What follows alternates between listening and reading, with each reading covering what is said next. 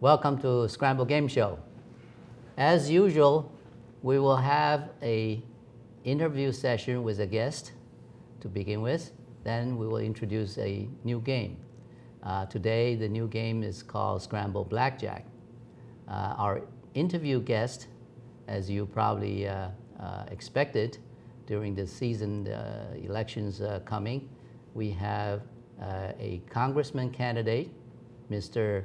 Kieran Lolar, and he is a Peekskill resident, and he's running for the Congressman in District 19. Let's welcome Kieran, and we'll have a chat. Good to see you, Dr. Chen. Thanks for having me. Thank you for coming. Well, as I said, this is the season, election time. We'd like to hear more about our candidates. Sure. And our show is not a political show. Our show is a educational show for family, kids, and so on. So we typically like to, give the audience sort of information and education, Sure, rather than political slogans. Right. So in your case, first I would like to, ask you to sort of tell our audience who you are, Sure, where you come from, and another thing I think is very educational is the District 19. The district has been rezoned before, Sure, and sometimes, particularly younger people, they don't really understand how this district is drawn, right? So we'll talk a little bit about that, and then we'll get into questions about why you want to run, what's your Sure, goal, and so great. on. All right, is that a good sounds format? good, yeah. Okay. All right. Tell us about you. Yeah, I just want to start. I like two things you said there, that this isn't a political show and you want to educate people, because I'm not a politician. I'm just a regular guy running for office. And the education aspect I like, because I started my professional career as a high school teacher. Right. So kind of getting back to the Particularly beginning. the social studies. Social studies, that's right, Mm-hmm. right. I grew up a little bit up the line in Dutchess County. Mm-hmm. I grew up in the town of Wappinger Falls, and came from a big Irish family. I have 3 sisters, 2 brothers. I went to Providence College. When I graduated from Providence College, I came back to the Poughkeepsie area. I taught juniors and seniors American history, and I also taught them participation in government class. As a matter of fact, one of my students from back in those days in the 90s is now my right-hand man on this campaign. Oh, that's which is pretty interesting. pretty good. He graduated from high school, went to college, went to law school, and he was out in California, and he heard about the campaign, moved back to help me get elected to Congress. I left teaching in the year 2000 because I had this interest in the law. I had studied, or had been teaching the great Supreme Court cases to my students, Yes. Miranda versus Arizona, Brown versus the Board of Education. I got a real interest in the Constitution and in the law, and I wanted to go to law school. But in the back of my mind, there was this lifelong desire to join the Marine Corps. I see. You see, my father, my brother, my uncle were all Marines, and it was something growing up I always wanted to do, and you know how life kind of has a momentum of its own. Right, and it never right. happened. And here I was in my middle 20s, and I was teaching social studies, and I was planning on going to law school because of my interest in the law and the Constitution. And I said to myself, you know what, I'm probably too old to join the Marine Corps now, but it's still pretty feasible. I'm still young enough. I'll join the Marine Corps now and then go to law school. So I went to, I taught up until the class of 2000. So those kids graduated in June of 2000. By July 4th, I was shipping to boot camp that year. And it's interesting because I taught seniors, so a couple of kids who I was teaching in June were in boot camp with me in July. Is that right? We were all in the same boat. We were all getting yelled at. We were all doing push-ups, which was kind of interesting. Yeah. I went to, I had joined the Marine Corps Reserve, Yeah. and I went to Parris Island, which is a famous place for boot camp, and then I went to Camp Lejeune, North Carolina for several months to learn how to become an infantryman, and then I came home and started law school.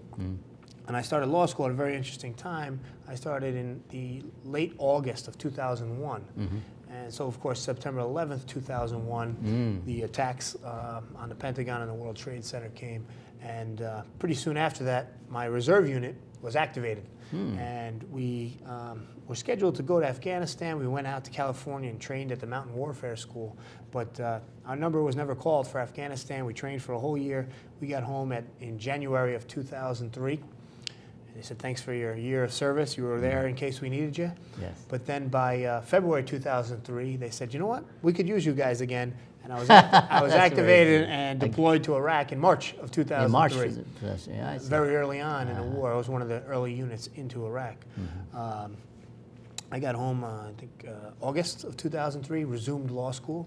This is a great human interest story. I started up law school again from scratch because I had missed 2 years at this point, and there was a lovely young elementary school teacher who was starting law school for the first time. And of course, I introduced myself. We became friends and dated for 11 months. We got engaged after 11 months of dating. Our wedding was 11 months after the engagement, and our daughter Catherine came 11 months after that. Wow. So had I not missed those 2 years of law school for military service, I probably wouldn't have met my wife. So everything happens for a reason. Seems to be a sort of a well-programmed by someone somewhere. The big guy upstairs looking after me, yeah. Very good. We actually, so we've been married for 3 years now. We have 2 daughters, a 2-year-old Katie, who I mentioned. Riley is a 1-year-old, and we're going to have a boy in December. Wow, So, congratulations. yeah. Thank That's you great. very much. That's very great. exciting. Yeah.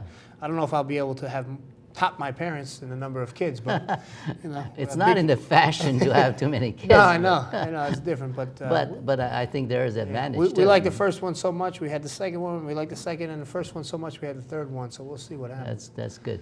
Well, you know, I'm glad that to know that you born grow up in Wappingers Falls. Right. I'm a first-generation immigrant in this country, and my first job was with IBM, and the first place I lived is Wappingers Falls. Wow. So Small world. It was a small world, and at that time, actually, the whole Route 9 is not that sort of a developed. Wappingers Falls is considered pretty rural area, and at nighttime, you drive sort of 10 miles without seeing much lights, you know, at all. So now it's very different. Now it's very built up. Yeah. Right. When I was growing up, for 8 years, I was the paper boy. I delivered the Poughkeepsie Journal. Yeah. And so I had about 100 customers. I would say more than 50% of them worked for IBM back in those days. Those and I days. know because of the check. They had IBM credit union check, so I knew that. They pay you by IBM check. I mean, right. that was my first kind of intro into the, the this, economy. This IBM Credit Union checkbook and check account is still with me. I mean, all of this years, probably more than 40 years Write now. me a check and I'll know that, all right? Right. So I certainly am very interested in your story about your deployment at Iraq and so on. But I also know that you have served in this Katrina. That's right. That's right. Yeah. Back in 2005, actually, this kind of picks up right where we left off because my wife and I got married in August 2005. Went on our honeymoon to Ireland, which is where our grandparents came from, and we got back from Ireland. And my father-in-law picked us up from the airport. We hadn't heard any of the news about this big storm that was about to hit the Gulf Coast. And he picked us up and he said, yeah, this big hurricane's coming. It might, completely wash away New Orleans. So that was the first I heard of it. And the hurricane obviously hit New Orleans and the levees broke. And a couple of Marine buddies of mine, we got on the phone, and the 9/11 experience was so powerful that as you watch the Katrina episode kind of unfold on your television, we got a lot of the same feelings. And the country certainly rallied around New York on 9/11. And my 2 Marine buddies and I said, we should help out. And what we did was we got in my truck, and I have a black truck, and we drove down to New Orleans through the night. And every federal government agency seems to have black Ford Explorers. And I have a black Ford Explorer. And since we had short hair and we were young guys, we drove. They just took in. They said, okay, these guys must belong here. Yeah. Right. Yeah. And we actually drove right down to the center of New Orleans where they were running the search and rescue operations from. And we said, hey, we're here to help. Immediately, they matched each of us up with a civilian boat owner. Interesting. And we were, literally navigating the streets of New Orleans on boats because the flooding was so high. I have pictures, and the boat is as high as the street signs. Yeah. And you know, we were down there for about a week and taking people off of roofs and you know, helping search homes to make sure there was nobody in admirable. there. Yeah. As a Marine, we definitely indirectly helped the American people, without a doubt. But you directly helped. You know, we directly helped the Iraqi people, and we directly helped people all around the world. So the opportunity to directly help American citizens in the United States was very rewarding. Yeah, there's a lot to say about serving in the military. Right. Oh, thanks. Thanks. Right.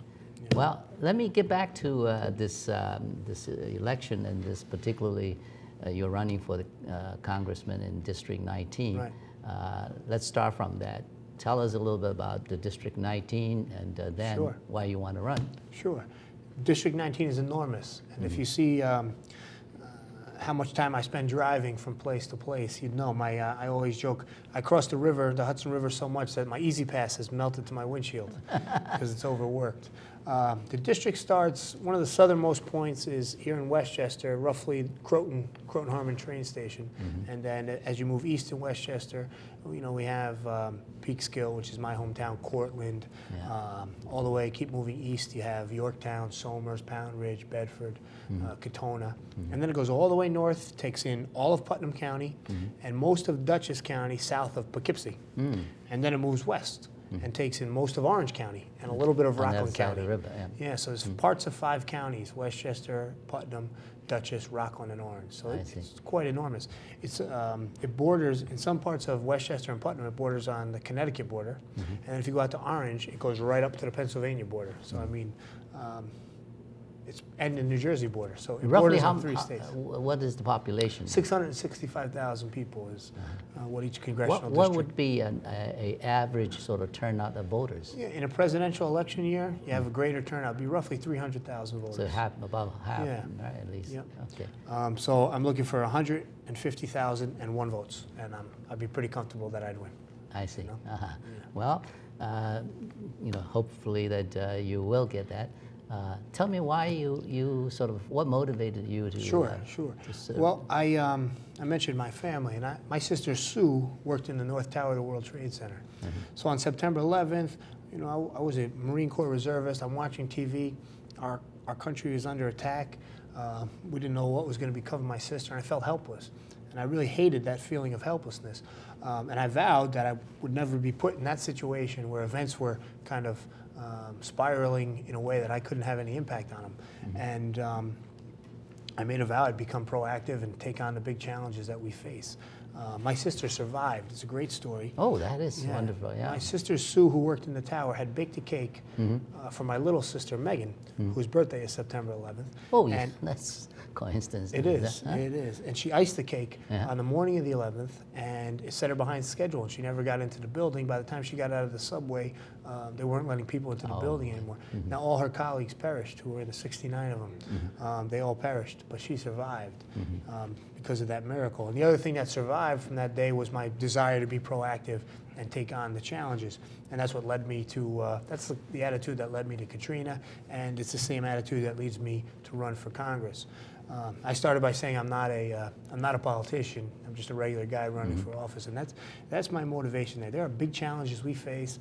You know, there's a healthcare crisis. There's an energy crunch. We have this bailout mess. We have foreign affairs issues, 2 wars going on, and those big challenges I'm passionate about solving. And the place to solve that is in the U.S. Congress. Because a lot of people ask me, well, why you haven't held local office, you haven't held state office, why are you running for Congress? And that's the reason. The issues that I really want to tackle are federal issues. And I'm running for a federal office to give my best shot at tackling them. I see. Now, you mentioned that you study law.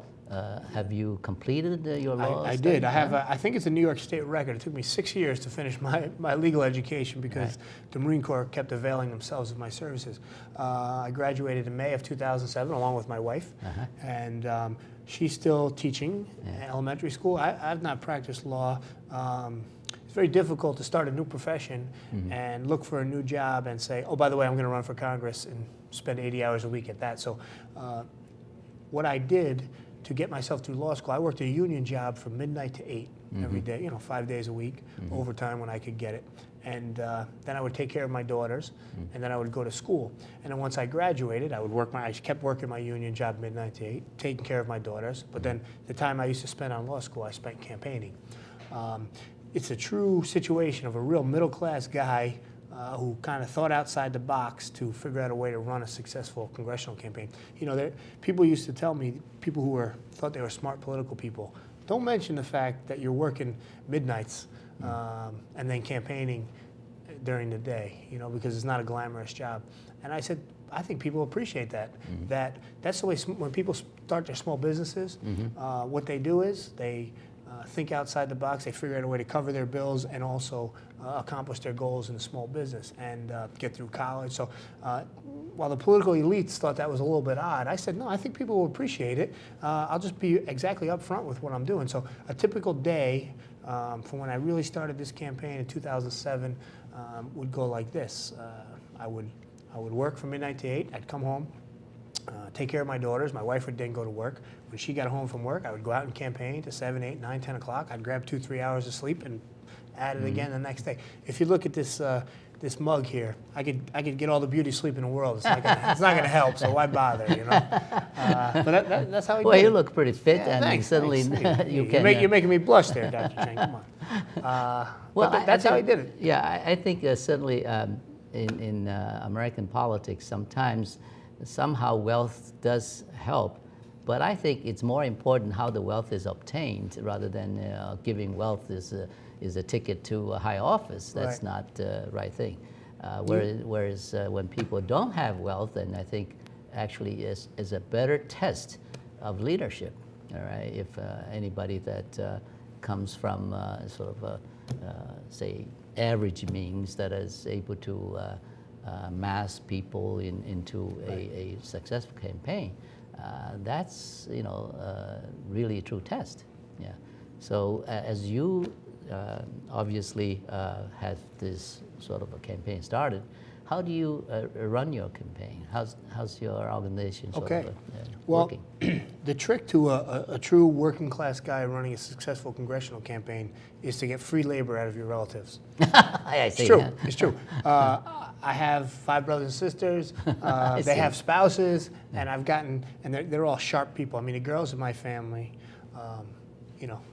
guys are pretty sharp too, but my 3 sisters are crackerjacks, and I have all my siblings working on the campaign for free. If I had to pay them, it would cost me $1 million, but I have these smart, educated, competent people working for me. That's how I started out. And what I did was, I just kind of went person to person, telling people what I stood for, what I was all about, and I raised money that way. I used the internet to raise money. One interesting thing about this campaign is, unfortunately, raising hundreds of thousands of dollars is necessary to run for Congress. And I didn't have any rich friends. So what I've done is I've cobbled together 10,000 donations, and the average donation is about $50. I've raised about $500,000. One of the ways I did that was I reached out to the other Iraq war veterans who were running for Congress all over the country, literally from Maine to California. And we got together on the same page and started a webpage. And individually, it was tough for us to raise money, but once we had this coalition built, we were able to drive traffic to our website, and people would donate to the campaign. I mean, I have most of my money comes from here in the district, but early on, I was able to raise money in all 50 states, $10 here, $25 there, to really get me going. Well, this is very good because you are running for a federal office that allows you, and in fact, it's more appropriate to raise money sort of throughout states. If you are running actually purely a local office, you may not be that successful in getting the donations from other states. So this internet certainly is a good means to. It's a real equalizer in every way. It allows me to compete with the big boys. I mean, my opponent is a musician and a pop star, and he has. If you look at his contributor list, it's almost a Rock and Roll Hall of Fame. My contributor list is rank and file, good, solid American. So the internet and good old-fashioned hustling has allowed me to compete. Well, that actually is a better in a true democracy point of view. You rank and file donation represents votes, Yeah. and the votes at the end count. You're Right? telling me. So that's a good way of sort of rally It your is. campaign. Yeah. It So is. how many days left now? We have 4 weeks from Tuesday. Right, Right, 4 so weeks. and 32 it's days. Not that much. Not sure when this is going to be aired, but from Right. the day we're filming Well, it. we usually air our show, at least in the Yorktown area, is Wednesdays, maybe even also Peekskill too. We have this on Wednesday, 6:30, okay? Okay. So you can certainly watch it, and we will make sure we'll produce a DVD for you as That's well. great. Yeah, I'll put it on my Right. website. Yeah, Excellent. that certainly is good. Now, your opponent actually only served one term, right? Correct. He's a freshman. Right. And because before that, the office was held by a Republican, Sue Kelly. That's Sue correct. Kelly, right? So in general, this district is a Republican sort of district. There's more Republicans than Democrats in this district, and historically, decades, this has been a Republican district. That's correct. Yeah. So in terms of winning this district back, from your party point of Right. view, it's a major sort of goal, Absolutely. right? All the parties have problems. The Republican Party has its problems. Yeah. To earn the nomination of the party, I had to fight through the old guard. For example, Governor Pataki came out against me and came out for one of my opponents, but we managed to beat him. And I think people want something different. They want somebody who didn't come from a political machine, somebody who's dealing and overcoming the same obstacles they're overcoming. So I put myself down as an independent Republican because I don't know anybody. You have any both favors. independent. No, I don't have endorsement? not the independence line, but in terms of my thinking, in terms of who supports me, I basically dismantled the old Republican machine. I'm building my own new Republican machine because I don't want to owe the old establishment anything, you know? So that's very important to point out. A lot of people are party guys. I believe in a core set of principles. I believe in putting the people and those principles first.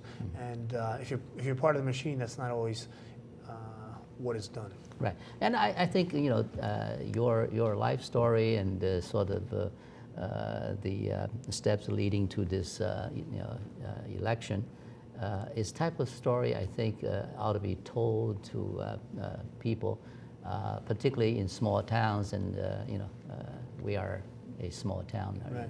in this area, that the people should realize that serving the government, serving a federal office, is not something that it's sort of either so distant or so foreign or so unreachable.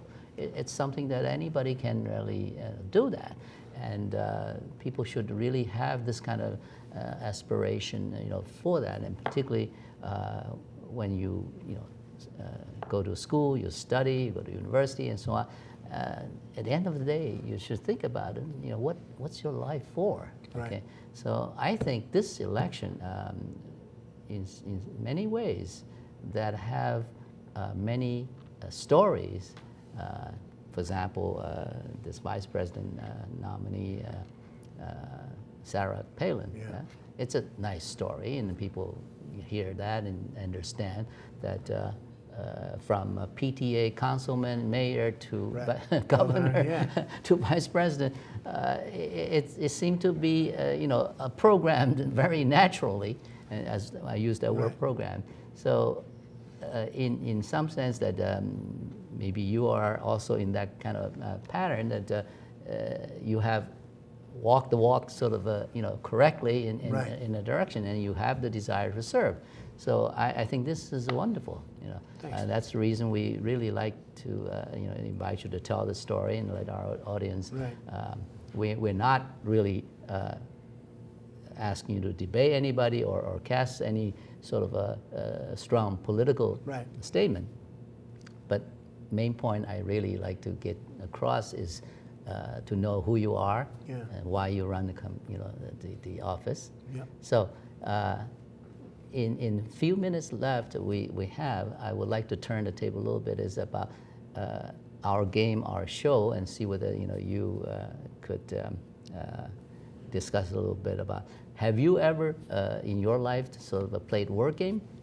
Word games? Yeah. Absolutely, yes. Yeah, as a social studies teacher, I was imagine you would must, right? For example, Scrabble games everybody plays, so on, and you probably Wheel of Fortune. Oh, you do that? You like, I yeah, remember Wheel that of Fortune show. is a very, very good game. It's, so long, it's still running. Although I think the Scramble game, it's very interesting. And yesterday there was a director that in the Scrabble sort of national organization actually talked to me about saying that your Scramble game ought to be a real good game on television. I said, well, we already been on television, and just that we keep the secret in, Somers, Yorktown area. We're not letting you know. The Scramble game is so simple. I show you this, okay? And you probably, these cards are just alphabets with some numbers associated with it based on mathematics. And our principal process is called scrambling. That is, the letters are scrambled, making words. And you can always add letters and scramble this, making longer words. So you have no constraint in terms of making 3-letter word, 4-letter word, 5, 6, 7, and go on. And that process alone is most challenging to your brain in terms of vocabulary, spelling, and so on. So I have this game actually since maybe even early 80s in the family. I never told anybody. Now we finally have sort of made it into a public game, but still we keep the fairly local secret and around the air. This game, if you later on watch, and kids love it because it's very dynamic. Scrabble, you play, you wait the turns and so on, and sometimes you run out of patience while someone takes longer time. But in Scramble, every second you're focused on. Letters come up, you just focused on spelling words. When you spell a word, let's say you made a word, say whatever, give an example, real example, let's say, right? Let's say you have come, right? Okay.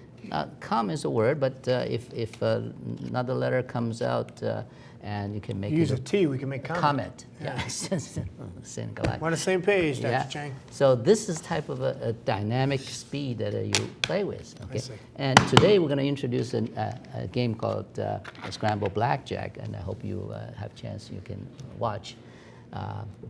Before we end, I will ask you one more time about is that do you have any words you want to just say to the public again about your campaign? Sure. You heard about what got me to this point a month before Election Day, the nomination of one of the major parties.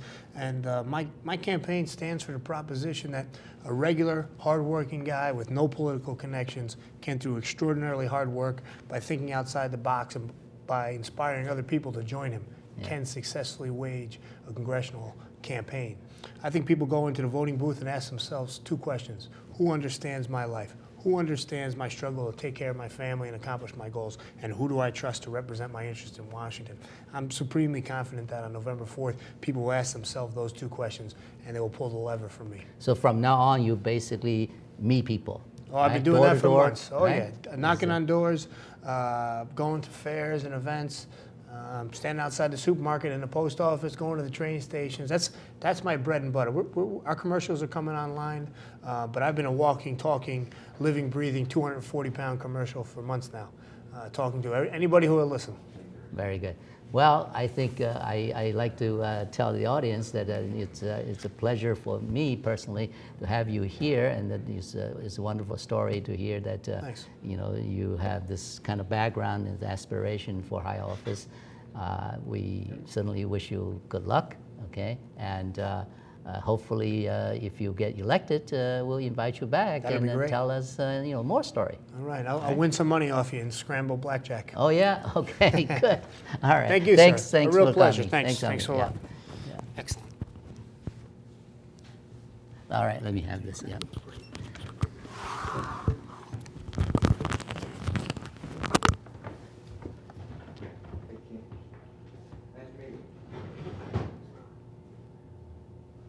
Well, now we can return to our game.